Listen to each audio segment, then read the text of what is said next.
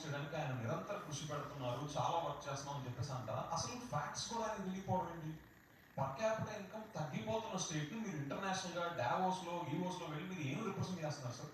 So this is really concern sir. మీకు నా request ఏంటంటే మీరు పాలిటిక్స్ అన్ని పక్కన పెట్టేసి జగన్ గారిని చూసి నేర్చుకోండి, జగన్ గారిని చూసి మీరు ఇన్స్పిరేషన్ తెచ్చుకోండి.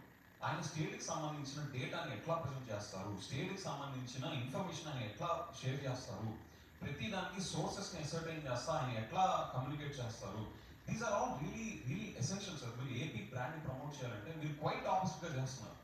మీరు సింపుల్ ఫార్ములా జగన్ గారు చేసేది మీరు ఫాలో అయిపోండి. మీరు ఇంటర్నేషనల్ ఫారమ్స్కి వెళ్ళినా ఎక్కడికి వెళ్ళినా సరే జగన్ గారి టెంప్లెట్ని మీరు కాపీ పేస్ట్ చేసేయండి. ఎందుకంటే మీరు ఫస్ట్ ఆఫ్ ఆల్ మీరు ప్రజెంట్ చేసే డేటాకి ఆథెంటికేషన్ లేకపోవడమే కాకుండా మీరు అసలు ఉన్న డేటాని కూడా రాంగ్గా రిప్రజెంట్ చేస్తున్నారు సార్. ఆయన పయ్యావుల కేశవ్ గారు వీళ్ళందరూ పక్కన ఉండి కూడా దాన్ని ఎండోర్స్ చేస్తున్నారు. I'm really shock sir. మీరు ఎలాగ ఏపీ బ్రాండ్ని ప్రమోట్ చేయాలని చూస్తున్నారో నాకైతే అర్థం కావట్లేదు. When the bare minimum facts itself are fundamentally wrong. మన స్టేట్లో చెడు జరిగితే చెడు జరిగిందేదో చెప్పండి, డేటాతో చూపించండి. అలాంటివి పోయి మంచి జరిగిన చోట కూడా ఇది మంచి జరగలేదు, పర్ క్యాపిటల్ ఇన్కమ్ తగ్గిపోయింది అంటే సార్ స్టేట్లో ఇన్వెస్ట్ చేయాలనుకునే వాళ్ళు నిజంగా వస్తారా?